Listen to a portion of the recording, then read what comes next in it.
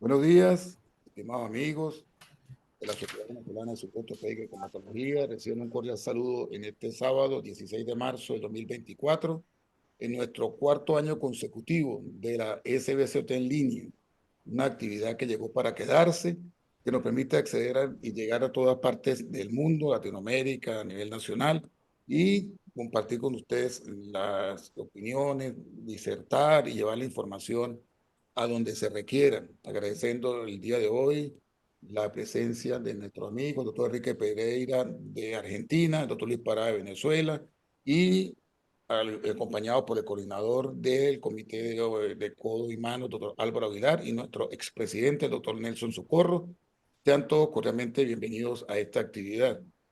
El venidero, próximamente, el día 10 de julio, en conmemoración del 75 aniversario de la Sociedad Venezolana de Cirugía Ortopédica y Traumatología, tendremos un torneo de golf en el Caracas Country Club el 10 de julio, Copa 75 aniversario de la SBCOT. Espero que nos puedan acompañar en esa actividad. Teníamos planificado hacer una actividad en conmemoración de los 75 años de la sociedad, pero en virtud del proceso de elecciones a nivel nacional, se tuvo que diferir esta actividad y bueno, posteriormente le diremos cuál será el plan a seguir. No, estamos en la ciudad de Por la Mar el día de hoy, terminando el convenio con el Hotel Wihan para el 61º Congreso Nacional de la SBCOT, que lleva como epónimo al doctor Acacio Sandra Briceño, eximio médico merideño, y en él el homenajeado durante este año. Ya tenemos todo listo del 24 al 27 de septiembre en la ciudad de Por la Mar, Nueva Esparta, donde estaremos compartiendo con nuestros amigos de la Sociedad Latinoamericana de Hombro y Codo en su 27º Congreso Latinoamericano, que Venezuela lo preside a través del doctor Juan Vallés. Es decir, tendremos una simbiosis entre la sociedad venezolana y la sociedad latinoamericana de Hombro y Codo. Es una actividad importantísima con muchos invitados internacionales, nacionales. Es un evento que no se puede perder, así que ya la semana entrante empezarán a recibir la información requerida para la inscripción en el Congreso y todos los pasos a seguir. Quiero, sin más preámbulo, darle la bienvenida al doctor Pereira, al doctor Parada, amigo Álvaro Aguilar. El micrófono es suyo para empezar esta actividad. Muchas gracias por estar presente y seguir con nosotros en las actividades académicas. Bueno, bienvenidos todos aquí a este webinar de la Sociedad Venezolana de Cirugía de la Mano. Tenemos como invitado al doctor Enrique Pereira, de la ciudad de Buenos Aires, el director del Fellowship en Buenos Aires de Cirugía de la Mano Superior, profesor adjunto del curso anual de la Asociación Argentina de Cirugía de la Mano y docente autorizado del curso anual de la Asociación Argentina de Artroscopia. Y él nos va a hablar de tendinopatía lateral del codo. Enrique, todo tuyo. Adelante. Nuestro siguiente invitado, el doctor Parada, es médico fisiatra, es médico especialista en medicina física y rehabilitación de la ciudad de Caracas, Venezuela. Adelante, Enrique. Bueno, muchas gracias, Álvaro. Muchas gracias, Reni, por la invitación. Es un privilegio y un honor estar acá con ustedes y compartir este tema. Yo voy a hacer una introducción a lo que denominamos la tendinopatía lateral de codo y me voy a centrar un poco en lo que sigue siendo la técnica quirúrgica. Lo que no veo acá es la posibilidad de pasar el slide. No me lo pasa. A ver, ahí va. A ver, ahí está. Entonces, la epicondilalgia o tenopatía lateral de codo es sin duda la causa más frecuente de dolor y esto se da en la región lateral del codo.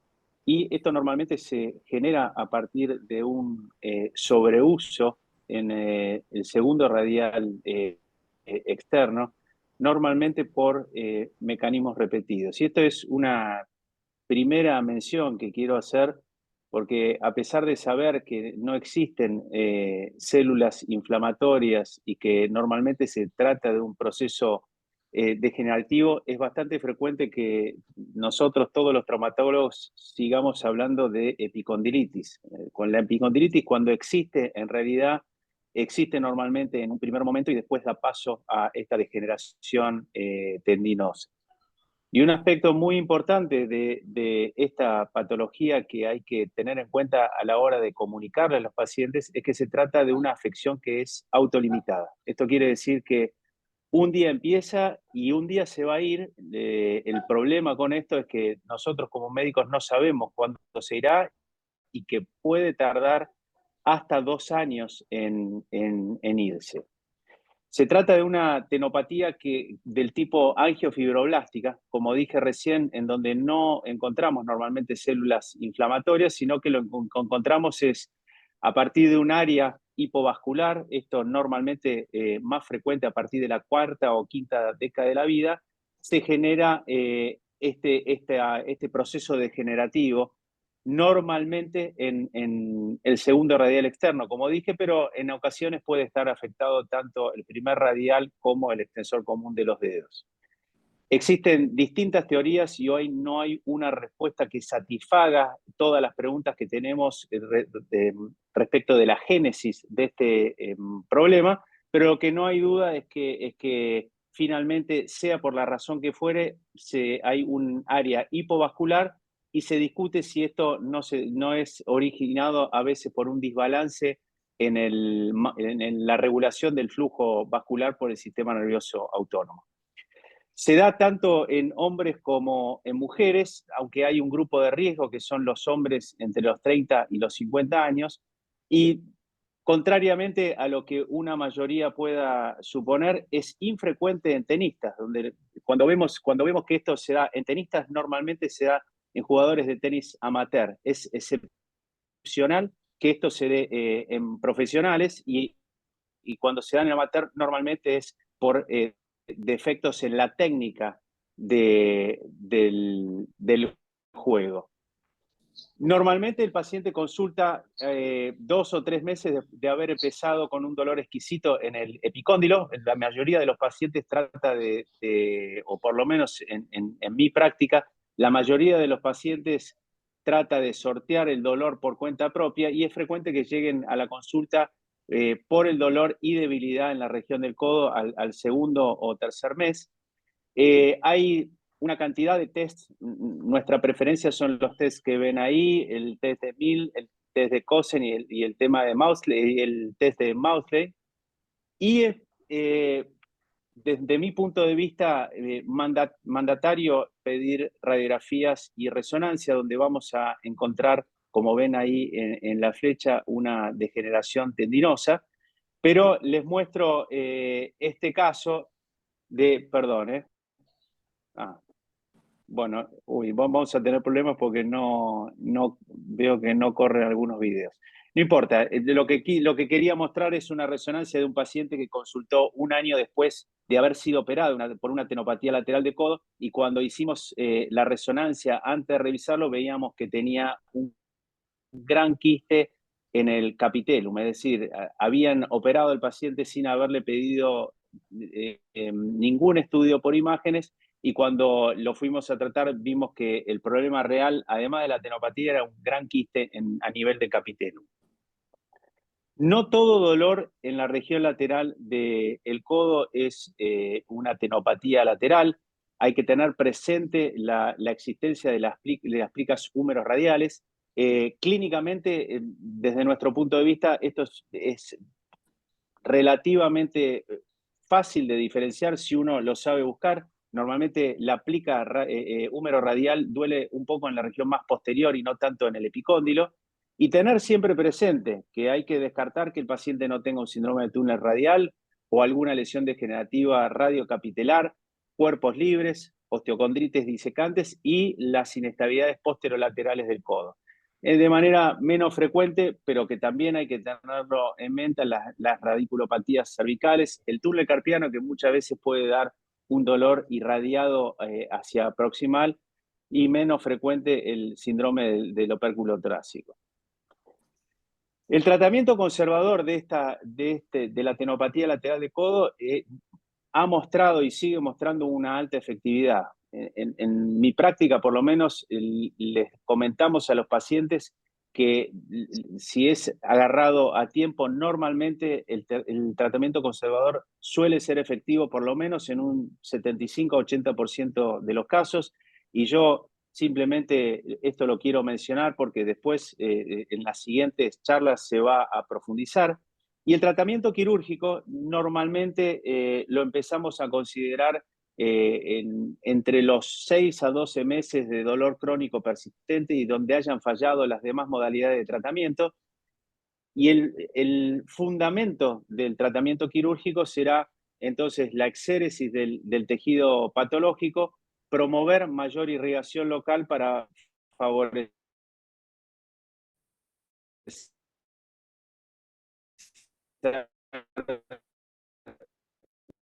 la cicatrización.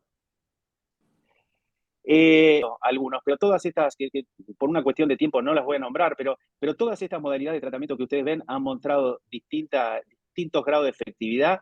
Nosotros hemos usado, previo al plasma rico en plaquetas, la sangre autóloga en pacientes que de alguna manera iban a cirugía con, diría, una tasa de éxito bastante elevada, pero sin duda que tal vez la vedette del tratamiento conservador para el paciente con síntomas refractarios sea hoy el plasma rico en plaquetas.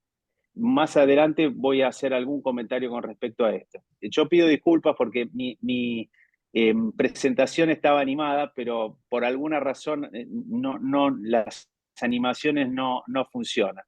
Entonces, el plasma rico en plaquetas, por lo menos acá en Argentina, ha ganado una gran cantidad de adeptos a partir de la pandemia, en donde por distintas razones, distintas patologías que no podían ser operadas por el inconveniente de los centros de salud, vimos con alegría que muchos de estos pacientes con tenopatía lateral de codo, con el plasma rico, realmente se curaban. Sin embargo, lo que se discute hoy del plasma rico en plaquetas es cómo preparar el plasma rico, cuántas inyecciones dar, etcétera, y se cuestiona no solamente su costo, que por lo menos acá en Argentina es elevado, sino también el deterioro que tiene el tratamiento de la tenopatía lateral de codo en el tiempo. Y cuando prácticas que analizan el uso del PRP en la tenopatía lateral de codo, fíjense, yo les puse una de las últimas y más recientes que contempla 1.520 pacientes y en donde se analiza el tratamiento de PRP versus otras modalidades. La conclusión de este trabajo y de varios de estos trabajos es cuestionar cuál es la fórmula real de preparación del PRP, cuántas inyecciones debemos dar y con qué intervalo de tiempo, si la muestra debe ser rica o pobre en leucocitos. Es decir, no hay consenso todavía en cómo debe ser esa preparación y con lo limitada para poder hacer realmente una recomendación robusta del empleo del PRP en la tenopatía lateral de codo. El tratamiento quirúrgico, y esto estaba en el slide anterior, el tratamiento quirúrgico de esta patología, como... Sí, perdón. El tratamiento quirúrgico, entonces, insisto, radica en realizar la exéresis de la lesión y promover un entorno favorable para la cicatrización. Este es un artículo clásico de Champ Baker del año 2000, donde él nos habla sobre las ventajas que tiene el tratamiento quirúrgico sobre esta patología, porque nos permite una muy buena visualización de la lesión y a partir de la mínima invasión el paciente normalmente tiene menos dolor. También por esta vía se puede realizar la abrasión del epicóndilo, algo que no todos los cirujanos hacen. Nosotros en nuestra práctica en general lo hacemos. Y como dije, permite no solamente el debridamiento y la reparación de la lesión, sino que nos permite también hacer distintos diagnósticos diferenciales, por ejemplo, y que no es infrecuente, la existencia de sinovitis o plicas. Con respecto al tratamiento artroscópico, hay que tener en mente alguna consideración técnica. El debridamiento y la decorticación de la inserción del segundo radial externo debe hacerse en una línea anterior a lo que es el ecuador del capitellum, como ustedes lo pueden ver. Esa línea punteada marca el ecuador, y por debajo del ecuador, entonces, estará la inserción del ligamento. Esa es a la cual vamos a trabajar. Acá yo lo lamento porque estos son todos los videos. Simplemente no por lo menos ahora no lo pude hacer funcionar. Dígase que realizamos la artroscopía de codo en general para todas las patologías con el paciente en decúbito lateral. En el caso de la tenopatía lateral de codo en particular, usamos el portal de visión anteromedial, como ustedes pueden ver en el slide. Y cuando uno ingresa desde el portal anteromedial, lo que va a ver es la región externa del codo, y normalmente hay distintos grados de deterioro capsular. Son pacientes que normalmente ya se les ha realizado más de una inyección con corticoide, y lo que mostraban las secuencias de video que tienen ahí en forma estática era cómo en general realizamos una capsulectomía, y a partir de la capsulectomía lateral accedemos al sitio de inserción del segundo radial, y sobre ese lugar es que debridamos la inserción del segundo radial externo, y normalmente nosotros hacemos distinto tipo de abrasión sobre el epicóndilo, y normalmente también hacemos estas perforaciones. Es el último video que ustedes están viendo, distintas perforaciones para, como dije, la cicatrización. Una de las cosas positivas que tiene el tratamiento artroscópico, como dije, es que permite una rehabilitación bastante temprana y tiene un índice de complicaciones que es verdaderamente bajo, haciendo la salvedad que la artroscopía de codo no es una técnica para cualquiera. Hay que haber hecho un entrenamiento. Ubicarse en el codo no es del todo fácil, pero cuando uno cuenta con las habilidades suficientes y necesarias para realizarla, es un procedimiento que yo diría relativamente simple. Entonces, cuando uno analiza los resultados del tratamiento artroscópico en la tenopatía lateral de codo, digamos que los resultados buenos y excelentes oscilan alrededor del 90%, y ese es el dato que nosotros normalmente le damos a nuestros pacientes. En los últimos años han aparecido distintos tipos de estudios comparativos, comparando el uso y el empleo del PRP versus el tratamiento artroscópico. Vuelvo a decir que el PRP todavía tiene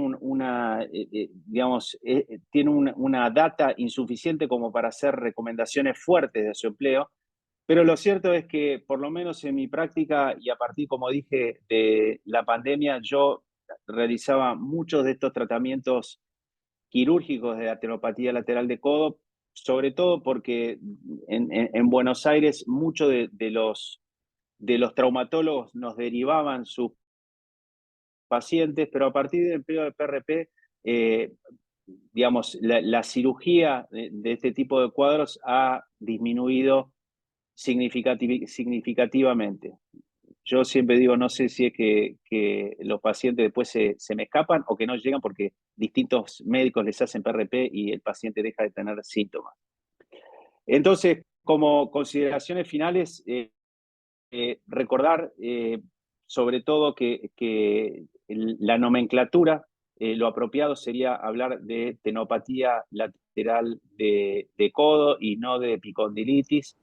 Es la causa más frecuente de dolor lateral del codo. Se produce por un cuadro que es degenerativo y que es autolimitado, y esto el paciente lo debe conocer. El tratamiento conservador será efectivo hasta en el 80% de los casos. Hemos visto un listado enorme de alternativas, pero donde la vedette hoy sin duda es el PRP. Y el tratamiento quirúrgico en los casos refractarios tiene como objetivo generar la cicatrización en la inserción del segundo radio externo, y esto se podrá hacer de forma abierta, de manera percutánea o de manera artroscópica.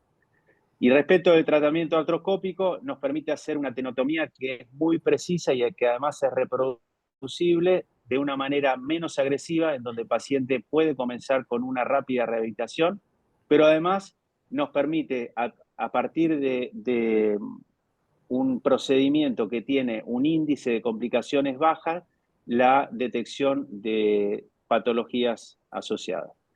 Muchas gracias por su tiempo. Están todos invitados aquellos que quieran entrenarse en Buenos Aires, donde además van a tomar un rico vino y pasarla bien. Tenemos este plan de entrenamiento que es anual junto con Carlos Seidenberg y Mario Borchi. Muchas gracias.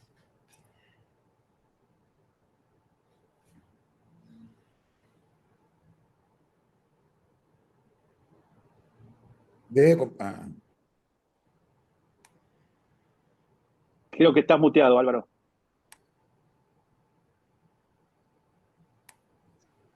Muchas gracias, Enrique, por tu participación. Lamentablemente no pude ver las imágenes, me hubiera gustado muchísimo verlas. Acá, mientras hablaba, yo hice todo tipo de movimiento para poder, pero por alguna razón las animaciones no corren. Bueno, vamos a oír a Luis Parada a ver qué nos cuenta sobre su experiencia en el tratamiento de la epicondilitis o la tenodesis o la tendinitis lateral del codo, que sería la tendinosis lateral degenerativa lateral del codo, para ver qué opina y luego podemos oír los comentarios y discutir y plantear ciertas opiniones que hemos leído y oído. Pero muchas gracias, de verdad, muy interesante. Lástima lo de los videos, pero bueno, ya veremos cómo lo resolvemos. Bueno, Luis, la pantalla es tuya. Bueno, buenos días. Espero si se ve mi pantalla. No, ¿Perdón? No, Luis, no se ve. no se ve, estamos viéndote a ti. Vuelve a repetir el procedimiento que hiciste antes, minimiza, portero grande. Es el mismo.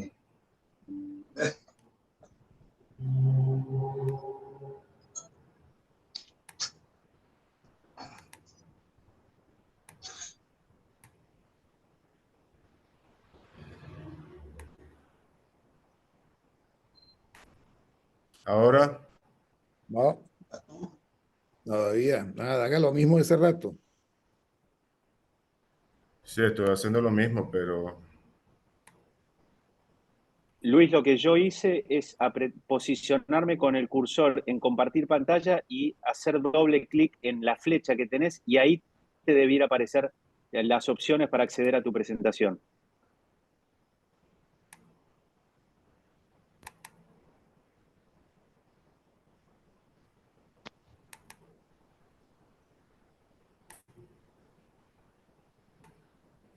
Ahora. No. Dale doble clic, compartir pantalla, a ver qué te aparece, Luis. Es que nada más lo que me pasaba antes. Ya llegaste, Luis, quédate tranquilo. Ya, ahí entró, ahí entró. Ahí está, ahí creo que sí. Ahora abre la... Se ve mi presentación. Aquí estás, ahí estás. ¿Perdón? Entró. Ya entraste. Ábrela. Ya Está abierta. ahí. Listo. Dale, está Okay. bien. Dale. Pues, Bueno, buenos días. Gracias por invitarme a participar en esta conferencia online y compartir con ustedes estas experiencias. Me parecen súper fructíferas. Disculpen por el inconveniente técnico. Bueno, empecemos, y ya creo que mi colega ha hablado, ha hablado lo suficiente con respecto al plano de situación. Manifiesto mi no conflicto de intereses con ninguna de las asociaciones a las que pertenezco, a las que he precedido, y apoyar a todas las actividades educativas que tengamos al respecto. Y ya nos lo dijo nuestro colega, las lesiones musculotendinosas son un problema desafiante tanto en todo lo que tiene que ver con la clínica musculoesquelética y deportiva. ¿Por qué ocurre esto?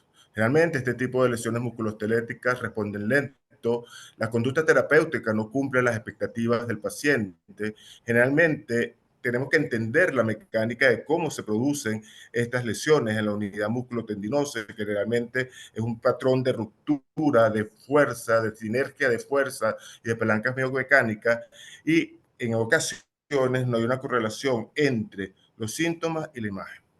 Ya el doctor Enrique nos habló sobre el plano de situación en cuanto a la tendinopatía lateral del codo, que es como debería llamarse, que ocurre en el 1 al 3% de la población en general, que se aumenta en cierto hasta el 15% en algunas actividades repetitivas. Y eso fue lo que llevó a hablar sobre codo del tenista en una ocasión, o como se le sigue conociendo muchas veces, desde 1873, cuando fue descrita por Rauch. Pero sabemos que hoy en día ocurre en trabajadores manuales que tengan actividades repetitivas, y cada vez está tomando más, no solamente por deportistas recreativos tipo pádel, sino también por el uso de los móviles o celulares y por los usos de implementos electrónicos. Hay variaciones genéticas estudiadas, tales como que el gen variante del gen productor de colágeno, y eso conduce a muchas de las teorías, como se mencionaron anteriormente, como el COL5A1 o las variantes del formador de tenocito, como el TNC. Se ve más frecuente en fumadores, factores de riesgo sistémico como alteraciones hormonales, dislipidemia, etcétera. No hay una predominancia de sexo. Lo que sí se ha visto es que hay una tendencia que en el sexo, en la mujer, tienden a durar más tiempo y a curar más tardíamente. Ocurre entre los 35 y 54 años. La duración de los síntomas es variable y tiende a ser muchas veces recurrente. Y ya veremos más adelante esa tendencia a la recurrencia. Con respecto al tratamiento, también, como nos dijo el doctor Enrique, no hay un consenso en el tratamiento. Un tercio de los pacientes con tendinopatía lateral del codo permanecen sintomáticos más de un año. El 5% no responden al tratamiento y son los que posiblemente tengan una conducta quirúrgica, y del 6 al 48 meses es el promedio de curación.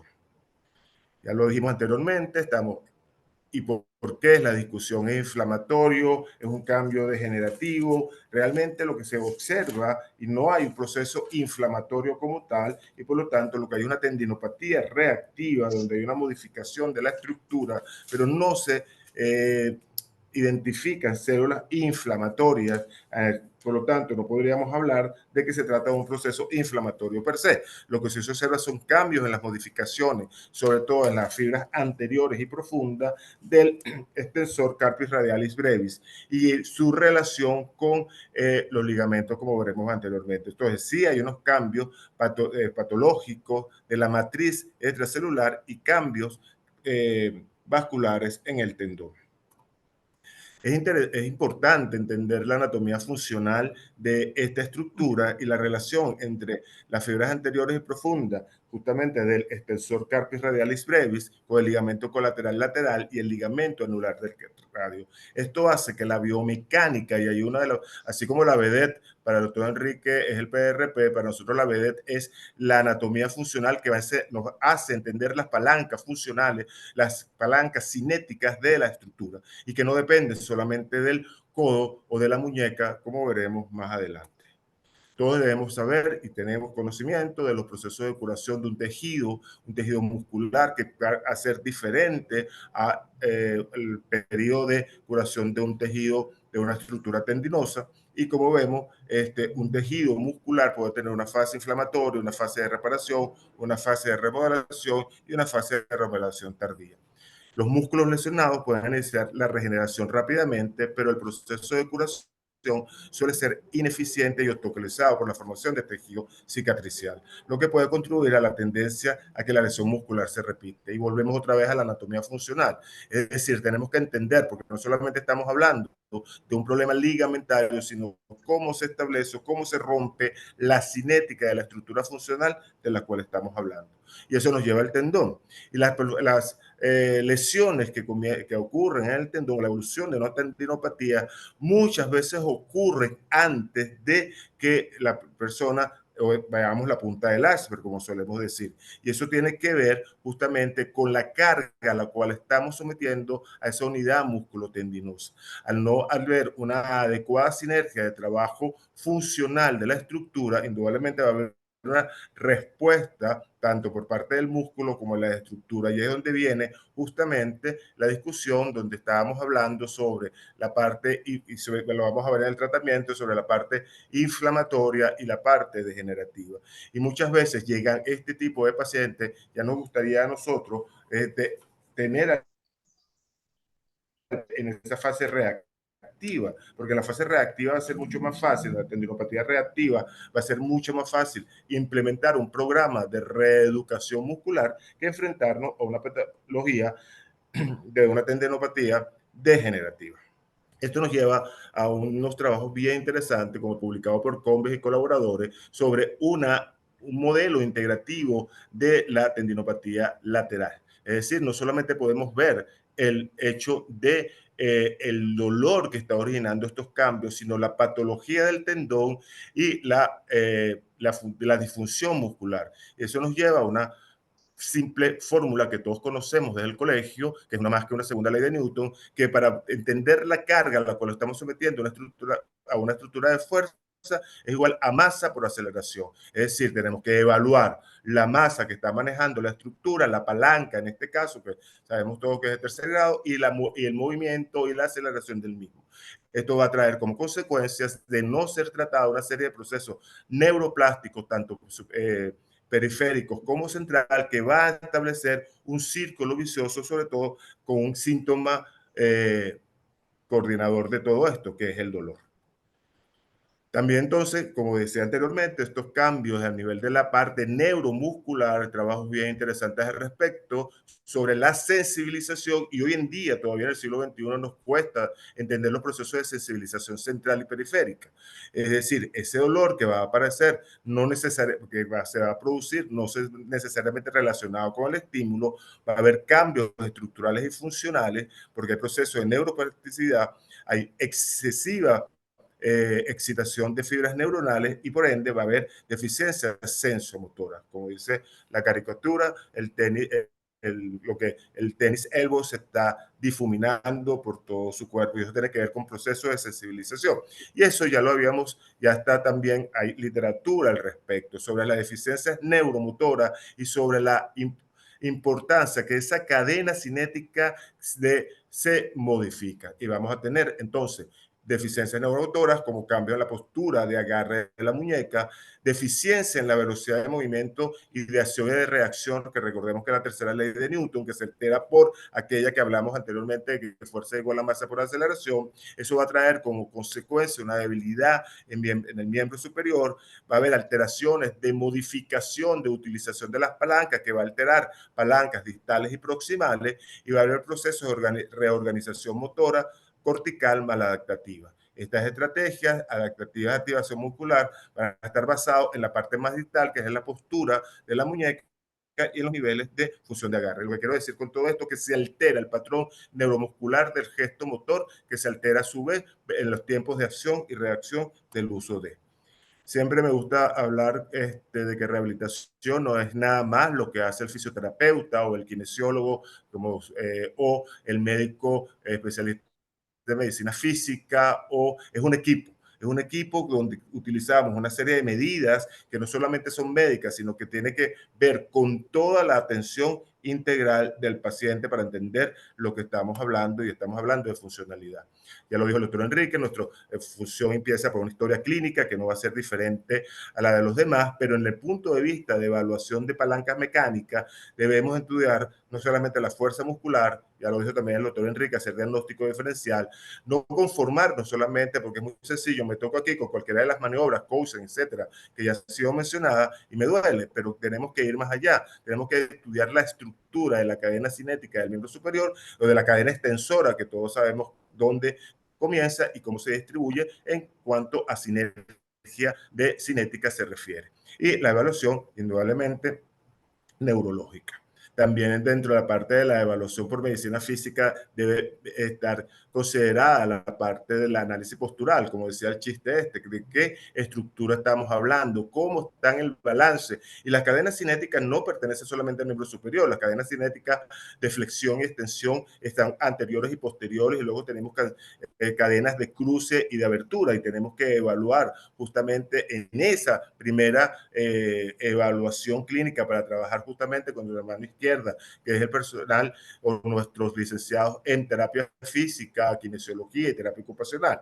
Tenemos que partir de las creencias y actitudes también, tenemos que ver la holística, no solamente de lo que espera el paciente, sino también de nuestros colegas y de lo que ha venido el paciente, porque muchas veces estos pacientes vienen de diferentes especialidades, han hecho un vía crucis para que no se me quite el dolor, y eso a la larga lo que nos va a traer son procesos, como mencioné anteriormente, de sensibilización, procesos de sensibilización, básicamente hiperalgesia mecánica y de tensión térmica.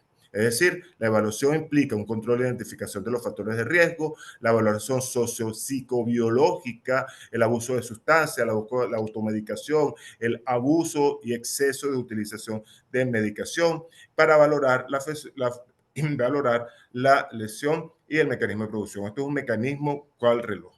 Y esto es lo que debemos entonces entender desde el punto de vista de evaluación patocinesiológico, es decir, la base, el sistema muscular y esquelético, el modulador, que es el sistema nervioso, la parte biomecánica y el sostén.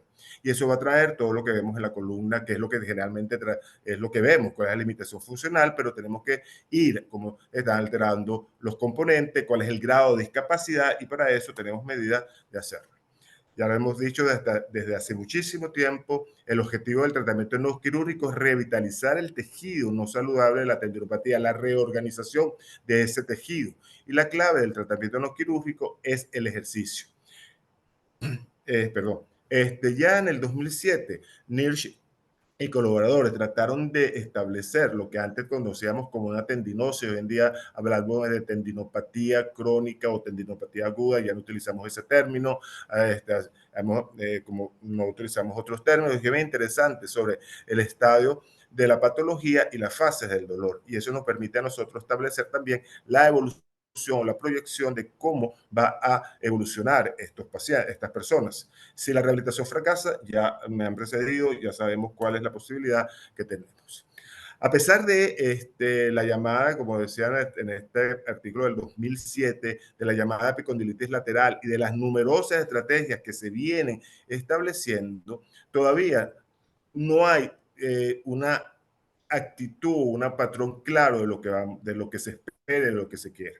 De hecho, con mis colaboradores, una de las estrategias que decía, como bien dijo el doctor Enrique, bueno, se cura sola, espera y deja de hacer lo que está haciendo y veremos cuándo cura. Es decir, esa espera vigilante desde el 2007, como dice esta revisión, es razonable. Los fármacos antiinflamatorios, no esteroideos tópicos, las inyecciones de corticosteroides, que antes era la piedra angular en el siglo pasado y todavía se sigue utilizando, y los pacientes dicen que lo que le ha quitado el dolor después que le hagan 3 infiltraciones con esteroides. Ya sabemos los efectos colaterales de pero a corto plazo proporciona beneficios, y eso muchas veces llena las expectativas del paciente. El uso de un brace puede mejorar para realizar las actividades de vida diaria, los ejercicios de resistencia progresiva, la evidencia contradictoria del uso de fármacos, y estamos hablando de 2007 hasta hoy en día, y la situación no ha cambiado. El ejercicio sigue siendo, desde el punto no invasivo o no quirúrgico, para utilizar la palabra del doctor Enrique, nuestra vedette. Ahora, En esta revisión sistemática, donde se revisaron 36 artículos que cumplían los criterios de elegibilidad, concluye que hay evidencia moderada en el ejercicio terapéutico comparado con una intervención única. Disminuye el dolor, mejora la funcionalidad y aumenta la fuerza libre de dolor en corto, medio y largo plazo. Hay evidencia que disminuye el dolor y aumenta la fuerza sin dolor a corto plazo, y hay una evidencia fuerte de que el ejercicio terapéutico disminuye el dolor, aumenta la fuerza y mejora la funcionalidad a corto, medio y largo plazo. Entonces, funciona el ejercicio. El asunto es que, porque muchas veces el paciente va a ir, ya ha hecho lo que llaman rehabilitación o terapia física, me han puesto ejercicio, me hacen de todo y eso no mejora. Y la pregunta es, ¿qué funciona? ¿Cómo el ejercicio puede ayudar en todo este proceso? ¿Cuáles son los ejercicios? ¿Con qué frecuencia? ¿Con cuánto tiempo? Si hay estrategias que se han utilizado desde el punto neuromotor. Estamos frente a un proceso de sensibilización, frente a qué situación o qué terreno nos estamos enfrentando y cómo vamos a manejar las expectativas del paciente y del equipo general. Es decir, lo que nosotros llamamos una visión holística y no quedarnos solamente en la punta del iceberg, que es la tendinopatía por la cual no los consulta. Ahora, de ejercicio. ¿De tipo de ejercicio estamos hablando? Estamos hablando de ejercicios isométricos, estamos hablando de ejercicios excéntricos, concéntricos, resistencia progresiva, los mezclo todo, hago una ensalada como estamos en el gimnasio. ¿Qué tipo de ejercicio debemos nosotros programar junto con nuestro equipo de rehabilitación para lograr llegar a un punto, a un puerto seguro? Y aquí volvemos otra vez a lo que nos decían coaches. Hay 6 pilares para el programa de rehabilitación que debe manejar el equipo: la fisiopatología del tendón, la severidad del dolor y diagnóstico de la deficiencia, el proceso de sensibilización periférica y central, la evaluación de las cadenas cinéticas que comienzan desde la columna cervical hacia la zona torácica y hacia los miembros superiores, y la evaluación del control lumbopélvico para el manejo del tren superior, la deficiencia o no deficiencias neuronales asociadas y, como hemos hecho mención, factores psicosociales y laborales. Y eso nos permite también, partiendo de la literatura, definir más o menos un programa de trabajo. Una tendinopatía reactiva, esa que nos gustaría agarrar desde el principio, disminuimos cargas, modificamos cargas y eso nos da un tiempo para que el tendón se recupere. Pero en la mayoría de las veces nos enfrentamos a tendinopatías degenerativas. Ahí, como dijimos anteriormente, la idea es que tener una mayor producción de colágeno y reestructuración de la matriz ósea. Ahí sí tenemos que ser precavidos y expectantes con respecto al ejercicio. Lo que se habla que debe ser ejercicio concéntrico, excéntrico, y hablaremos más adelante, y hay evidencia sobre el uso de proloterapia. En cuanto al manejo del dolor, ya lo dijimos desde el 2007, hemos probado absolutamente de todo, se sigue utilizando en la farmacoterapia, antiinflamatorio no esteroideo, esteroides, la misma proloterapia, parches de óxido nítrico, de nitroglicerina, el PRP, la ortesis, férula nocturna, el quitiapin. Y como dijimos anteriormente, el ejercicio per se puede ser analgésico. El asunto es cómo cualificar y cuantificar el ejercicio, y sobre todo para evitar procesos de sensibilización por un ejercicio inadecuado y de alguna u otra manera establecer círculos viciosos de dolor. Y tenemos en cuenta, si estamos frente a sensibilización, a procesos de sensibilización central, terapia manual, movilización neurodinámica, control motor e isometría. En manera general, la verdad, realmente hoy en día con el problema de los ejercicios es que en nuestra época ya es frecuente escuchar que el doctor Google, el terapeuta YouTube, etcétera, tiene mayor valor que el equipo de rehabilitación. Entonces siempre me he negado, y no ahora, sino de siempre, a las recetas de cocina. Pero en términos generales, si bueno, vamos a hablar, como dice Balcom y todos los demás, reentrenamiento motor, hagamos un pareo general sobre esto. Por ejemplo, en el reentrenamiento motor, por ejemplo, disociar los dedos y los extensores de la muñeca, el deslizamiento de los dedos, el levantamiento de los nudillos, evitar la extensión de la metacarpofalágica y flexión de dedos, y series cortas de 10 repeticiones. Nos ayudamos con el dinamómetro para hacer un trabajo concéntrico. El dinamómetro es nuestra base de utilización desde el principio, desde el momento. Luego evaluamos en consulta para ver si tenemos o no una disminución de la fuerza de presión, y eso es importante para nosotros. Existen test especializados como el elbow test para el respecto, con 15 ítems, pero en mi práctica yo lo que más utilizo es el uso de dinamómetros para determinar un poco cómo son mis parámetros a seguir en la recuperación. En cuanto a los isométricos, trabajar isometría, eso es interesante porque la isometría, sobre todo con la literatura, nos apoya, que nos funciona muchísimo en el manejo de dolor. En el caso de lo que estamos hablando, hay que estimular la función normal de los extensores de muñeca. La duración debe ser de 35 a 60 segundos, de 4 repeticiones. Trabajar isometría no es fácil. El personal, el licenciado en kinesiología y en terapia física debe tener parámetros específicos para manejar la isometría, justamente por lo que hemos hecho mención de evitar exacerbar la sensibilización central. Y sobre todo en las tendinopatías degenerativas o la vedette es justamente los ejercicios concéntricos y excéntricos, que también implica todo un proceso porque explica manejo de carga mecánica. Volvamos a recordar a Newton. Y ahí es importante cómo manejar la palanca orgánica que estamos trabajando. Para entonces, de esta manera, manejar cargas mecánicas a través de la extensión y supinación de la muñeca. Se consideran hacer pequeñas series de 2 a 3 minutos entre series de reposo y no más de 2 veces al día, y baja velocidad y tiempo de baja tensión. Es decir, tenemos que manejar parámetros físicos de entrenamiento y reentrenamiento. Este es un trabajo publicado en 2019 que a mí personalmente me afino mucho a él, porque entendemos que el trabajo no comienza justamente en el miembro, en el codo, en la muñeca afecta, sino que tenemos que comenzar, y la primera etapa de esto comienza con el manejo de las cadenas cinéticas, sobre todo a nivel de cintura escapular y de cintura pélvica, alineación, balance de la cadena flexo-extensora, antes de llegar a lo que habíamos mencionado anteriormente, de reeducación de los flexo-extensores de codo y muñeca. Con respecto a lo que se mencionaba anteriormente, vamos a Cochrane, que dice Cochrane, los últimos trabajos, la revisión que dice Cochrane. La última revisión que hice al respecto fue el 11 de marzo de este año. Y con respecto a la parte de salud autóloga, el AVI o el PRP, ya lo dijo también el doctor Enrique, el Cochrane, que nos dice, hasta su última publicación de revisiones sistemáticas, que los datos no apoyan el uso de inyecciones de sangre autólogo ni de PRP para tratar el dolor lateral del codo. Proporcionan poco a ningún beneficio clínicamente importante en el dolor a la funcionalidad, evidencia de certeza moderada. Y no se sabe, evidencia de certeza baja, si mejoran el éxito del tratamiento y el alivio del dolor mayor del 50%, ni si aumentan los retiros por eventos adversos. Aunque el riesgo de efecto perjudicial podría no aumentar en comparación con la inyección de placebo, evidencia de certeza baja, los tratamientos causan dolor y conllevan un pequeño riesgo de infección, sin evidencia de un beneficio considerativo. Eso implica que funciona o no funciona. Como siempre decimos, la evidencia debe estar basada y soportada por la experiencia. Ya hemos oído la experiencia de un colega y lo que nos está diciendo no es que nos sirva.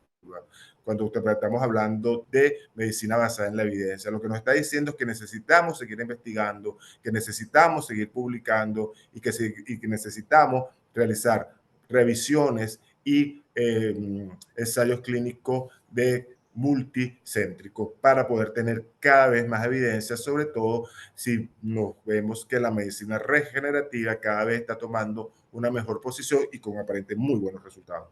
Con respecto a las ondas de choque, nos pasa igualmente, según la revisión de Cochrane, nos dice que en 9 ensayos con 1.006 pacientes, la evidencia es platino, ¿no? La evidencia proporciona poco o ningún efecto beneficioso en términos de dolor y funcionalidad. Hay evidencia a nivel plata sobre la base de un apoyo en 93 participantes de que la colocación de esteroides podría ser más eficaz que el tratamiento de ondas de choque. Volvemos a lo mismo. Necesitamos seguir investigando, necesitamos ir buscando. Hay cosas de las que no voy a hablar en estos momentos y que nos alargaría más el tema, como el uso de la acupuntura o el uso del EPI. que volvemos a lo mismo, es estirar una moneda del aire, 50 contra 50, y que tenemos que seguir investigando. Con respecto a la epicondilitis crónica lateral, volvemos a lo mismo, todo funciona, todo no funciona, y al final pienso que independientemente de que el paciente haya mejorado con cualquiera de las terapéuticas, si no evaluamos la función mecánica, posiblemente entremos a lo que llamamos cambios o una tendinopatía crónica.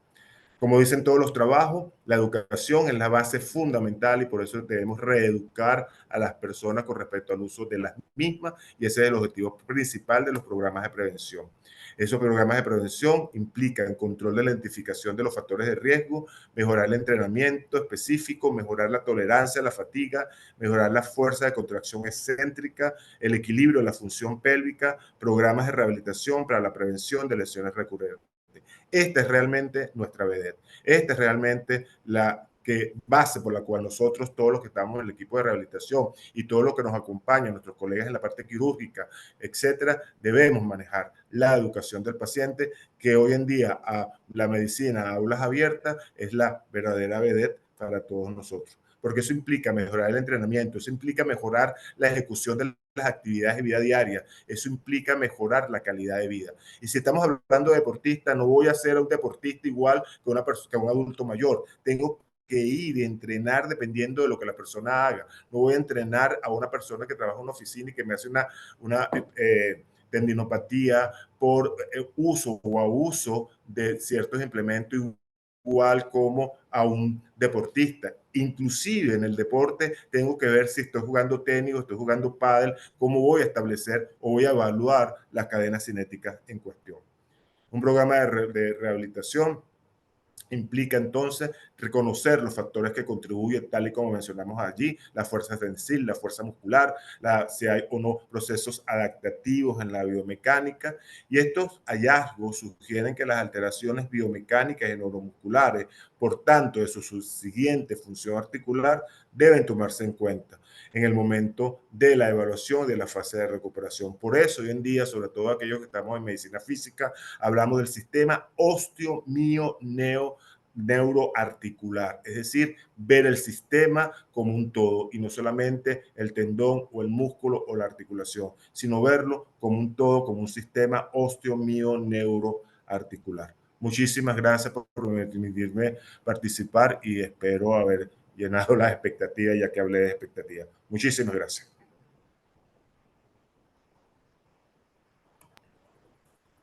Muchas gracias, Luis, por tu participación muy interesante realmente.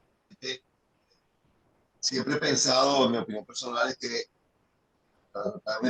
tiene que seguir un esquema que nosotros conformamos con una escalera, y siempre he empezado desde la fisioterapia y termino en las soluciones quirúrgicas, que creo que ya eso no Enrique, es su posición.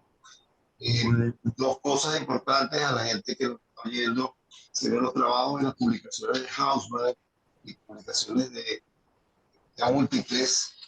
Por favor, no insistan con infiltraciones de esteroides por encima de 2, porque va a poner peor al paciente y vamos a dañar más la inserción musculotendinosa, y eso es para mí muy importante, porque podemos intentarlo por vía abierta, por vía cerrada, reinserción, etcétera, etcétera, pero el sustrato siempre va a ser lo más aceptado. Creo que el doctor Nelson es el que está ocupándose de recibir las preguntas, y si quiere hacer algún comentario, Nelson, tiene que activar el micrófono. Igual Enrique. Otra cosa importante que mencionó Luis, y que creo que Enrique debe haber visto en su práctica, es que en alguna oportunidad le oí al doctor Pedro Delgado en una conferencia que dio en Caracas sobre este mismo tema, decir que mucho cuidado con el atrapamiento del nervio radial en la arcada. Yo particularmente me parecía algo un poco extraño hasta que encontré un caso operado por gente que para mí es muy seria, y el paciente seguía con problemas, y era un atrapamiento del nervio radial. Y tengo una foto que no les puedo proyectar porque no la pasé al donde estoy, paciente que me lo mandaron para operar y el paciente tenía un herpes zóster que apareció justamente el día que vino a mi consulta. Me pareció una cosa muy curiosa, tengo la foto porque es algo extraño. Enrique, no sé, algún No, comentario. creo que las dos cosas que dijiste son muy oportunas. La primera es que hoy, si uno se ajusta al concepto fisiopatológico de la tendinopatía lateral del codo, verdaderamente la inyección con corticoide debiera tener un lugar, si lo tiene, al principio de la afección. Y como dije, la inmensa mayoría de los pacientes en general consultan a partir del tercer mes, por lo menos en mi práctica. Y uno me podrá decir, pero escúchame, yo infiltro con corticoide y el paciente mejora, y eso es cierto. Ahora, lo que no sabemos es si lo que mejora es el corticoide, si lo que mejora es la acidez de la silocaína que le ponemos y que eso genera mayor irritación tisular y consiguientemente mayor flujo sanguíneo y probablemente, o por lo menos para mí, eso es parte de lo que mejora y también el trauma que uno hace con la aguja. Y respecto del síndrome de túnel radial, sepan que hay centros. Yo hice mi entrenamiento, mitad de mi entrenamiento en Europa y mitad de mi entrenamiento en Estados Unidos. Y en donde me entrené en Estados Unidos era un centro muy grande y había uno de los cirujanos muy práctico, tal vez alguno lo conozca, el doctor Wolf, que sistemáticamente, cuando operaba la tenopatía lateral de codo, de manera sistemática liberaba el interóseo posterior. O sea, él decía que no se podía permitir que algún paciente siguiese con dolor si él se había comido en el examen clínico la neuritis del interóseo posterior, así que lo hacía de manera sistemática. Razón por la cual creo que yo no sé si esa sea la vía, sí sé que hay alguien en el mundo que lo ha hecho, pero hay que estar bien seguro que no hay un síndrome de túnel radial que acompañe a la tenopatía lateral del codo. Sería recomendable que yo estoy utilizando mucho la maniobra del test de rascado de la doctora Scratch Collapse Test de McKinnon. Scratch Collapse Test de la doctora McKinnon. Con muy buenos resultados, considero que es probablemente el test más fidedigno y este test es positivo si usted tiene dudas respecto a la irritación o no del nervio radial, porque da positivo, definitivamente, y te podría orientar realmente liberar un nervio radial en el cada se las trae. Uno entra con el corazón en la mano y lo primero que dice el paciente es mueve los dedos para arriba para ver si los dedos se extienden, yo soy feliz. Si los dedos no se extienden, voy a respirar grueso y el doctor Parada va a tener que trabajar contigo por un largo tiempo. Lo cual en realidad es un estrés quirúrgico importante o interesante. Por otro lado, encontré un artículo que decía que los procedimientos tradicionales, entre ellos la elevación del extensor cartilaginoso del lomo, debridamiento de tejido, que por cierto lo cuestiona mucho el doctor Wolf en esta conferencia en la que tuve oportunidad de oírlo, funciones múltiples de corticación, reinserción, etcétera, etcétera, etcétera, tienen más o menos un resultado de 80-85%. Definitivamente el gol estándar hoy por hoy es la copia, como bien dijiste, y me encontré también que ya se están describiendo con causas de epicondilitis o de tendinitis o tendinosis degenerativa, irregularidades de la cabeza radial que son congénitas. Estas irritan la cápsula que irrita su ligamento. La cabeza radial tiende a deteriorarse, produce degeneración cartilaginosa. No sé su experiencia, que tanto ha visto. Yo no tengo la posibilidad de hacer todas las artropopias que yo quisiera por los costos, etcétera, etcétera, de mi país.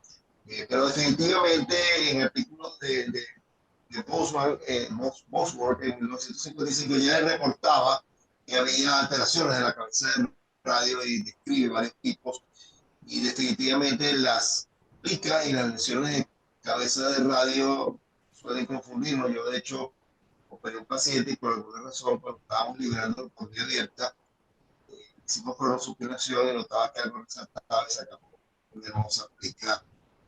Era un paciente que hacía pesas, etcétera, estaba desesperado. ¿Algún comentario adicional? Nelson, no te veo por ahí. No, el comentario adicional mío es el Scratch Collab Test que nombraste, que fue escrito por Makino, es una herramienta útil, y en algunos casos en los que tenemos dudas, lo que solemos pedir es, si uno tiene la suerte, como tenemos nosotros, tener un ecografista avesado y con mucha experiencia, uno puede detectar digamos, o explorar de manera ecográfica la entrada del interóseo portiniano en la arcada. Digo, es una herramienta más, el Scratch Collab Test tampoco es infalible, y digo, si uno de alguna manera está convencido porque el paciente tiene dolor en la mitad posterior del antebrazo y no tanto del epicóndilo, o en el epicóndilo y en el antebrazo, bueno, la ecografía es una herramienta más para, digamos, para tener como argumento para descomprimir el nervio. Exacto. ¿Algún comentario? No veo eso, no veo a Remy.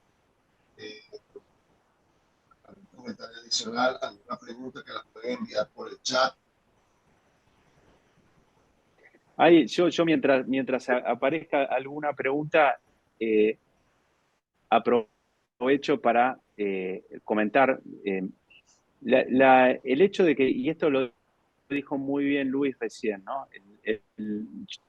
Nosotros a los fellows le decimos de manera regular que no todo lo que es nuevo es bueno, pero todo lo bueno alguna vez tuvo que ser nuevo.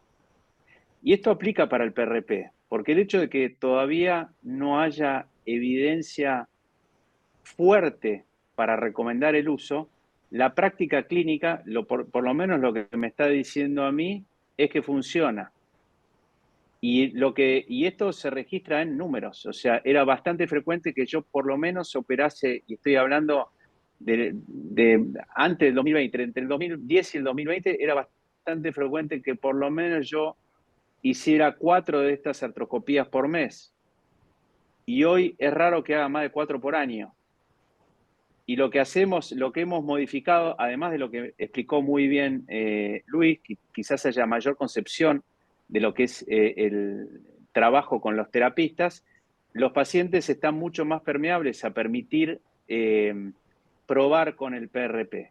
Y bueno, y la realidad es que hay que tener bien claro cuándo y cómo va a funcionar el PRP y cuándo decirle al paciente que va a dejar de tener dolor, pero es bastante frecuente que a partir del tercer o cuarto mes el paciente deje de tener dolor. Ahora, ¿qué es esto? Que la patología es autolimitada, como dijimos, y se le fue porque se le fue. Si el PRP realmente ayudó, yo no es una contestación que pueda dar, pero lo cierto es que también hay cierta presión de la audiencia, cierta presión de los pacientes. Paciente que llega a dolor con 6 meses de evolución, viene al consultorio pidiendo un PRP, y siempre digo lo mismo, si no se lo hago yo, se lo va a hacer el de enfrente, porque el paciente ya lo determinó. Bueno, es un comentario nada más, y no sé si en Venezuela las cosas funcionan parecido, pero por lo menos aquí es como funciona hoy. Sí, pero funciona más o menos igual. No sé si quieres tú explicarlo, Enrique, yo sé que Luis, ocasionalmente lo usamos. La doctora Isabel Olivares, que es el Scratch Test de la doctora Makino.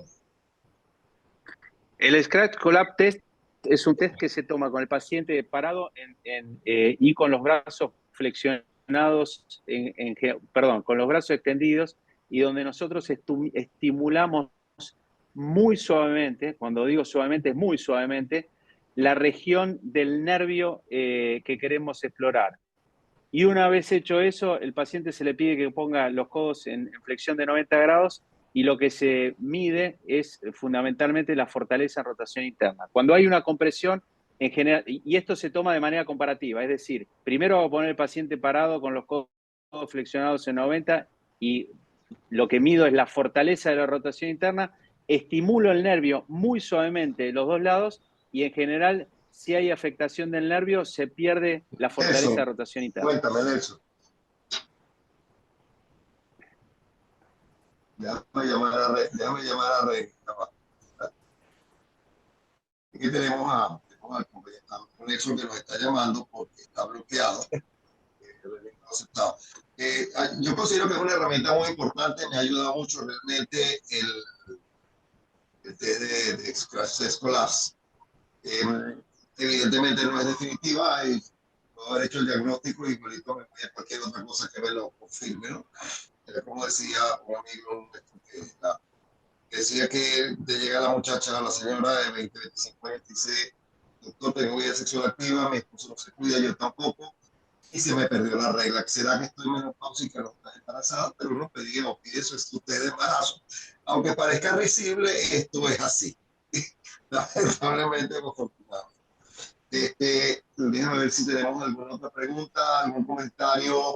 Luis, tú sobre todo que te toca muchas veces. No, amigo, con los test, y lo hemos mencionado, lo importante es la evaluación clínica, como decíamos anteriormente. Yo creo que es importante hacer una evaluación clínica porque muchas veces frente a la velocidad de las consultas hacen una palpación y dicen esto es seguimos hablando de epicondilitis, aunque le queramos, es como la hernia discal. Hernia discal no es un término, es una protrusión discal dependiendo de los grados, y seguimos hablando de hernia discal.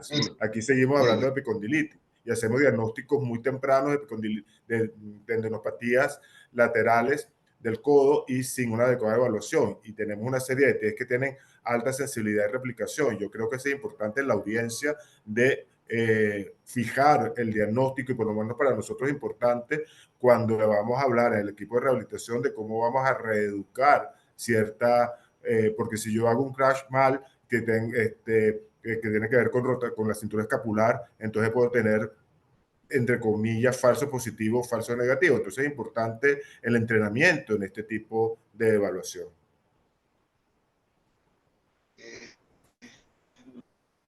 Como veo más preguntas, sé que hay un problema que no logramos comunicar. Yo no entiendo nada. Disculpa, tenemos problemas porque no logramos comunicar preguntas que tengan ustedes que puedan realizar o quieran hacer por el chat o alguna otra. Enrique, una pregunta.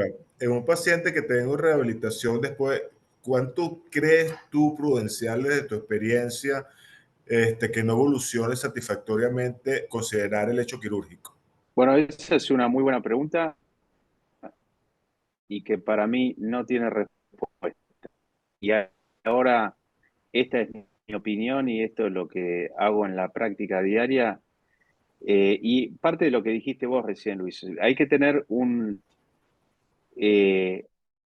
nivel intuitivo, porque hay que ver también qué camino quiere tomar el paciente. O sea, acá dijimos que no hay ningún método físico ni en la rehabilitación que haya demostrado ser mágico.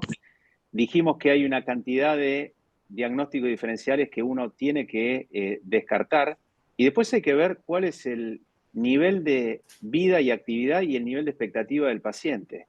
Y eso verdaderamente es un poco lo que va marcando los tiempos.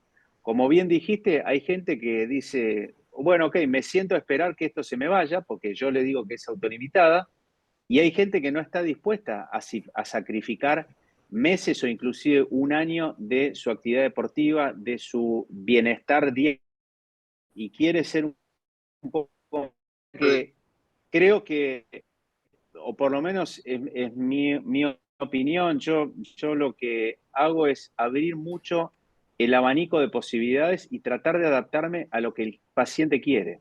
Lo que sí puedo decir es que es muy difícil que yo fuerce la cirugía, muy difícil que yo induzca la cirugía. Lo que sí hago es explicar que la tasa de éxito es alta y que es una cirugía que es poco invasiva y poco agresiva. Pero dije que más o menos el porcentaje de éxito y que también digamos, se replica en nuestra práctica es no le va a ir bien. Y para mí es alto eso. Entonces, bueno, más o menos pienso que es muy importante entender la expectativa, estilo de vida, agregando herramientas en la medida que él quiera que se agreguen las herramientas. Eso lo tenemos otra vez en línea. Escucha. Bueno, felicitaciones, ambas exposiciones extraordinarias. Yo tuve la oportunidad,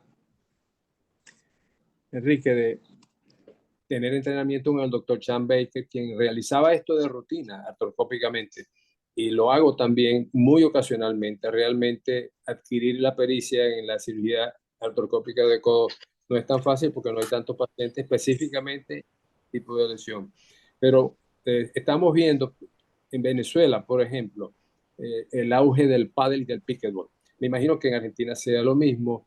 ¿Cómo abordas tú ese paciente que te llega, ese individuo que ya tiene un mes, ¿no? Realizando ejercicios, le han colocado ozono, por nombrar alguno de la lista grandiosa que se colocó, y no mejora? Por supuesto que conocemos que lo básico es el entrenamiento, la raqueta, etcétera, pero ese paciente demandante, ¿cómo lo manejas tú? Porque ellos llegan y todos tienen un campeonato el fin de semana y conocemos todas las alternativas que hay en cuanto a la fisioterapia, que estamos de acuerdo que ese es el aspecto fundamental, pero ellos quieren jugar rápidamente. Entonces hay una urgencia. ¿Cómo manejas tú esa situación emocional, vamos a decir así, además del hecho físico de mejorar a ese paciente que es atleta, que necesita, que quiere? La pregunta es tan buena como oportuna. Y acá pasa mucho. Acá nuevamente hay un auge sobre todo con el pádel grande, y hay un problema difícil de solucionar, que es que al pádel, por lo menos acá en Argentina, entra a una cancha de pádel cualquiera, habiéndose preparado o no físicamente, de tal manera que es relativamente frecuente. La verdad es que si el paciente llega al mes, a mí no me pasa mucho eso, al mes en general no llegan, pero si llega al mes es probable que le ofrezca hacer una infiltración con corticoides. Lo podemos discutir y en este tema todos los que estamos acá en el panel y que estamos asistiendo a esta jornada, encontraremos fundamento científico para haberle hecho la infiltración o para no. Yo lo que digo es que en mi práctica, al mes, el que me llega, lo infiltro. El porcentaje de éxito al mes es relativamente alto. Le digo que deje su deporte, y lo infiltro y lo mando a reeditar. Y que me vuelva a ver a las 3 o 4 semanas. Y esa es la conducta. Y el más frecuente es el que viene al tercer mes, que ya hizo la kinesiología, tomó antiinflamatorio, se puso hielo y sigue con dolor. En ese caso yo dejo abierta la puerta a que 3 meses todavía no es tiempo suficiente en general para revertir los síntomas, pero a partir del tercer o cuarto mes yo les dejo entrever la posibilidad del PRP. Y me adapto si quiere hacerlo, si no quiere hacerlo, pero honestamente es una patología con la cual yo me comprometo poco. Es traicionera, es engañosa, es la peor consulta del consultorio porque es la que más tengo que hablar, es la que más información tiene, como se dijo, del doctor Google y el doctor YouTube, y vienen y preguntan cualquier cantidad de cosas y lo atiendo poniendo grande y cada vez para eso tengo menos paciencia. Así que la consulta de la tenopatía lateral de codo es toda una historia. Sí, exactamente. En nuestro medio sucede algo muy tropical, que es la persona que nunca ha practicado ninguno de estos tipos de deporte, entonces ve el pickleball, yo no sé cómo está el pickleball allá, y dice, bueno, esto parece un ping-pong, pero más grande. Y son individuos gordos, hipertensos, etcétera, y a las 3, 4 semanas tienen el dolor en el codo. Entonces, esos pacientes generalmente se manejan. Yo sé que esto está contraindicado, pero con una inyección muy discreta y fisioterapia puede uno permitir, porque al fin y al cabo no van a llegar muy largamente. Quisiera hacer una anotación, que en el meeting de Las Vegas del año pasado hubo el primer acercamiento en la American Orthopedic Society entre la parte la parte biológica, vamos a decir así, de esta medicina llamada regenerativa y estrictamente la parte de cirugía ortopédica y traumatología que siempre... Y una de las conclusiones fue que el PRP, como tú lo dijiste, no está aprobado en los Estados Unidos. El FDA no lo ha aprobado. El PRP vale $2,000. $2,000. Te puedes imaginar el costo de ello, lo cual no es la situación de nuestro país. Ahora, adicional, con lesiones de cartílago, lanzadores, sobre todo en nuestro país, que el deporte es el cartílago, el cóndilo lateral en el capitelo, sobre todo personas relativamente jóvenes, y son condilitis cuando en realidad hay una lesión contra los tantos emergentes sustancias que se están colocando en el cartílago o simplemente le hace las perforaciones Sí, tradicionales y bueno, la verdad es que si hago un buen debridamiento, las perforaciones las he dejado de hacer, entendiendo que simplemente con el fresado de la parte lateral del epicóndilo es suficiente y entendiendo que las perforaciones eventualmente pueden aportar un poco más de dolor. Y vuelvo a decir lo mismo, cuando uno mira la biografía, esto también es replicable en el hombro, cuando hacemos digamos, la hipotética descompresión subacromial, es discutido. Yo pienso que si estoy conforme con el debridamiento que hice en la inserción del segundo radial y la abrasión que hice sobre el epicóndilo, hoy es lo que hago y no hago más las perforaciones que en algún momento hacía. Aprovecho para contestar acá, hay una o dos preguntas en el chat. Me preguntan cuál es mi digamos, de qué manera hago yo el PRP. Y el PRP, la propuesta al deportista de fin de semana es hacer un PRP, reevaluar a las 4 a 6 semanas y eventualmente, si sigue el dolor, hacer otra infiltración. Mientras que en los deportistas les ofrecemos hacer un PRP, una infiltración de PRP por semana durante 3 semanas. Esto verdaderamente tiene poco asidero científico. Hicimos la curva de hacerlo pobre en leucocitos, rico en leucocitos. De nuevo, la bibliografía es ambigua con eso. De tal manera que todavía estamos en la búsqueda. Un dato que no es menor, previo a hacer el PRP, lo que hacemos es pedir un recuento de plaquetas. No es lo mismo tener 150.000 que 400.000, y en eso se basa también un poco del centrifugado que establecemos. Es decir, nosotros 5 que estamos acá en este panel podemos tener distinta cantidad y concentración de plaquetas. Lo que hacemos con el paciente que tiene menos plaquetas es hacer mayor centrifugado para tener mayor concentración. Y la otra pregunta que me hacen en el chat es si tengo experiencia en músicos tipo guitarristas y chelistas, y la verdad que la experiencia que tenemos es poca. Nosotros en Argentina tenemos dentro de nuestra ciudad una o dos personas que se dedican exclusivamente al músico, que tiene una connotación cerebral bastante especial, y en general trato porque hay que hacer un abordaje y hay que sostener al paciente. Y cuando uno no es músico, yo por lo menos creo que no tengo la personalidad para, digamos, acompañar a ese paciente. Es la verdad, prefiero que lo haga alguien que tiene mayor idoneidad en el campo. Generalmente, los músicos, es poco la frecuencia de epicondilitis que yo he tenido que ver.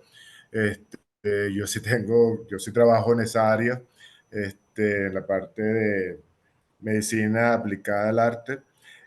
Y cuando estamos hablando, como lo dije anteriormente, con respecto a los deportes, es diferente cuando hablamos en la ejecución del instrumento, cuando estamos hablando de instrumentos de cuerdas, igualmente, pero su ejecución mecánica difiere. Generalmente es un problema más de técnica y volvemos otra vez a la evaluación técnica, y tenemos que trabajar conjuntamente con el maestro o con el ejecutante para vigilar técnica y de dónde está la falla, porque el problema es mecánico. Y la sobrecarga que muchas veces este tipo de profesional tiene, además que comparte con todos los demás, igual que los deportistas de alto rendimiento, quiero esto rápido porque tengo concierto mañana. Un poco lo que dice Enrique, si estamos obligados porque tengo una competición pronto, porque tengo un concierto y no voy a tener tiempo de parar, indudablemente tenemos una herramienta que tal vez hoy en día esté en tela de juicio, pero es una herramienta paralelamente, que es la infiltración con esteroides, pero paralelamente tenemos que reeducar y decirle y ser claro con la persona. Esto es justamente frente al compromiso que tengo, pero no debe ser la terapia que usted debe continuar y una vez que nosotros sacamos el compromiso, tenemos que hacer las cosas como deben ser, porque si no, no estamos haciendo una buena medicina. Luis, los músicos tienen la distonía Eso es otra cosa. del músico. La distonía del Y músico eso es interesante, la distonía focal del músico, eso sí me ha tocado varias veces, y no solamente en mano, me ha tocado distonía de bucinador también. Eso es un reto, porque es un proceso de neuroplasticidad. Y ahí sí volvemos a lo que dijo Enrique, porque nosotros consideramos muchas veces, hay una característica, estamos hablando de artistas y de abordaje, y cada uno de nosotros tiene, es como decimos entre nosotros mismos, la personalidad de un clínico es diferente a la personalidad de un quirúrgico muchas veces. Entonces, tenemos que entender y volvemos otra vez a esa evaluación holística de qué hace la persona, cómo lo hace la persona, las expectativas de la persona y qué espera la persona de nosotros. La distonía focal, que es un reto, son cambios de neuroplasticidad que ocurre a nivel de neocorteza, es interesantísimo y eso muchas veces es frustrante porque la persona quiere soluciones ya y eso es un proceso que muchas veces puede ocupar hasta 2 o más años para entender y reorganizar ¿Se ha esa corteza utilizado el cerebral. Botox para este tipo de músicos que debilitan sobre todo la extensión de la muñeca, pero que mejoran en algunas oportunidades en músicos dolor en el codo que fuera de lo común? Ya lo mencioné en los trabajos publicados que hablaba sobre la utilización de toxina butolínica y ocurre como en toda la experiencia, no hay suficiente evidencia que la toxina butolínica sea realmente eficiente en el tratamiento de la tendinopatía lateral del codo o epicondilitis. Un comentario, Nelson, que te puede ser útil y yo comencé con el problema del padre que aquí llegó, como dice Enrique, todo el mundo quiere ser padre y todo el mundo es paderista y todo el mundo es profesional. Y creo que el primer caso complicado, Luis tuvo la oportunidad de manejármelo. El problema es que el paciente que juega pádel quiere jugar pádel como juega tenis. Y utilizar el muñequeo que se utiliza para ping-pong o para tenis no sirve con la raqueta de pádel. Entonces tienes que mandárselo a Luis o al psiquiatra, yo porque en este caso trabajo con Luis muchas veces, y educar al paciente y explicarle que el pádel no es tenis y que él no puede picar la pelota como en el tenis porque la raqueta no permite eso. Y hemos logrado reintegrarlo. Evidentemente, el pádel es un problema que se nos va a convertir en un problema de salud pública y estoy convencido de que al final vamos a tener problemas con eso. Hay muchas preguntas sobre PRP y disculpa que interrumpa, que creo que han sido contestadas, pero Enrique, si puedes ver en el monitor a ver si alguna de esas preguntas faltaría por contestar. Nelson, aprovechando que estás ahí, ¿qué otra cosa, alguna pregunta o alguna otra cosa, algún dato importante tienes por ahí? Bueno, quería saber el manejo de cuando hay calcificaciones, si se diferencia en algo el procedimiento endoscópico, cuando hay calcificaciones visibles en la resonancia magnética. Y la otra pregunta es si se hace una resonancia magnética y hay edema en el cóndilo, si es prudente hacer algunas perforaciones para descomprimir, como hacemos en otras áreas del sistema musculoesquelético, asociado a un problema de la tendinopatía. Sí, yo, pienso que el edema, por lo menos, yo no es que lo veo tanto. Y si tuviese una resonancia con edema, no me sentiría presionado a hacer perforaciones. Pienso que con el debridamiento que se le hace es suficiente. Insisto, no me parece mal. yo no lo hago porque entiendo que agrego dolor y ese edema entiendo y espero que se va a terminar yendo. Perdón, y la primera pregunta que era que, porque me concentré en esta, pero me hiciste una primera pregunta, Nelson. La clasificación. Sí. Arthroscopy.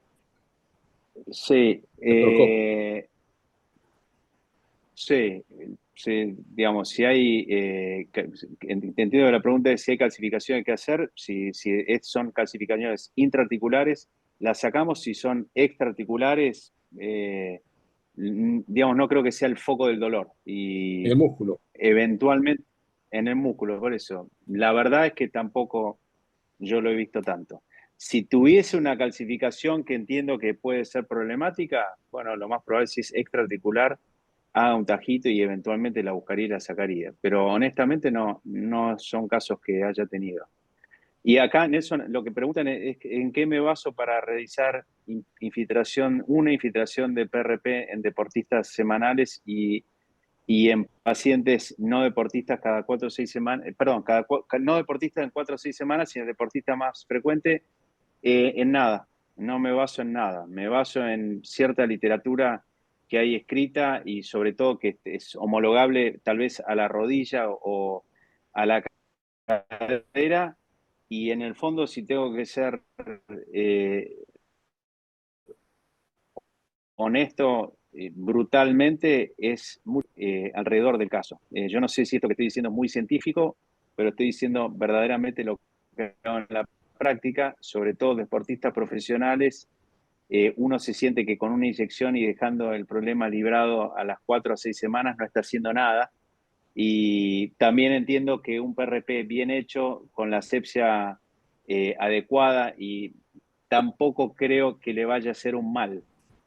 Y aclaro que los deportistas profesionales en los cuales hemos hecho este patrón de uso semanal durante 3 semanas es bajo.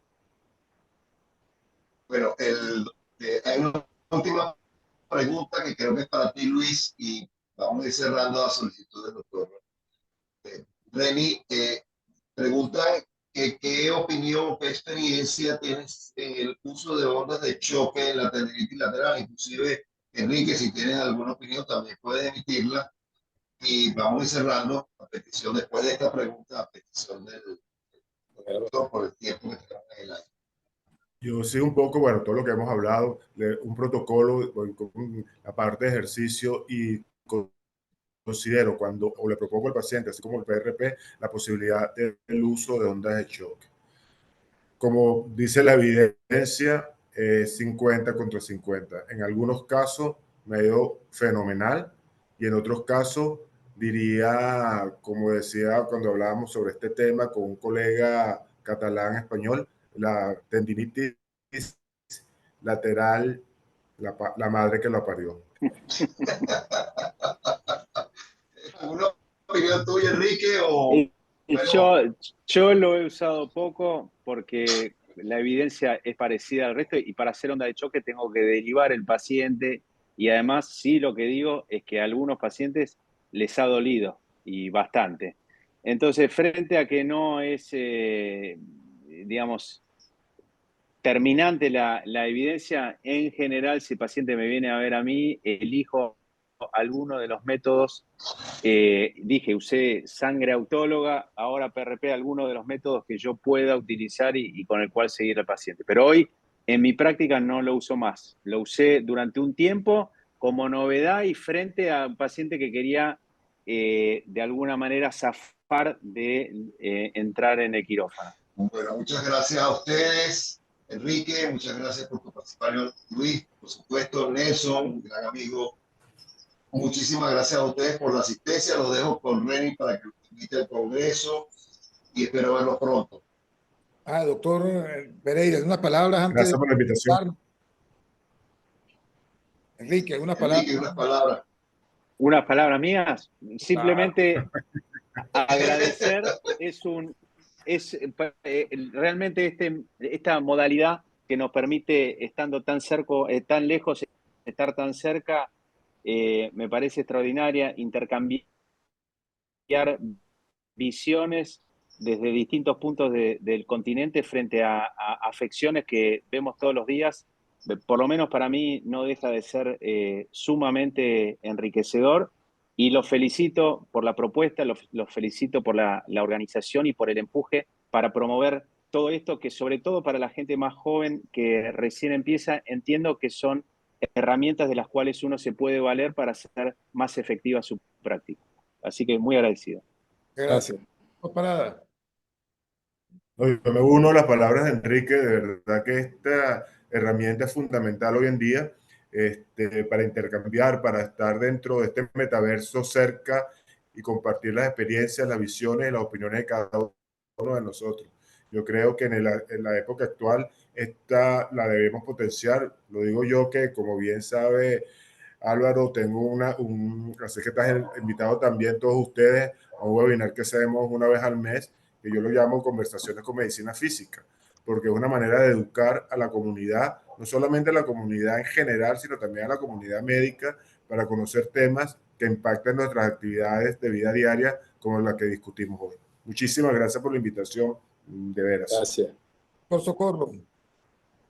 Bueno, una vez más, primero felicitaciones por las extraordinarias participaciones de Enrique y de Luis, muy enriquecedores, sobre todo porque la Sociedad Venezolana de Cirugía Ortopédica tiene como objetivo la difusión de la información, y de esta manera nosotros podemos obtener diferentes visiones con participaciones de otras especialidades a problemas que son comunes, y más en este caso, pues que el caso de la epicondilitis, como ya se ha dicho, pues es un verdadero problema, entre comillas, para algunos de nosotros, para todos, y felicito de nuevo pues a la sociedad por esta labor que se está realizando con estos webinars y que están siendo almacenados en YouTube y que pueden ser revisados sobre todo para los residentes, para los que se están formando en la actualidad en esta maravillosa especialidad como es la que nosotros compartimos. Muchas gracias por la invitación y de nuevo felicitaciones a nuestros invitados con sus excelentes participaciones.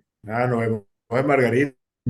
Enrique, que Argentina es el país de homenajeado, así que tienes que Allí venir. estaremos. Nos vemos. Vale. Presencia, estimados amigos.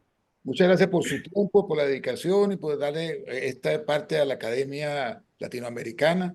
Los esperamos pronto. Ya estamos, el venidero mes de mayo, cumplimos 4 años de haber iniciado estos webinars y se ha mantenido en el tiempo con una misma calidad, con el mismo entusiasmo. Gracias a la participación de todos ustedes. Bueno, feliz fin de semana. Un abrazo y muchas gracias por estar presentes. Vale, feliz fin de semana. Luego. Chao,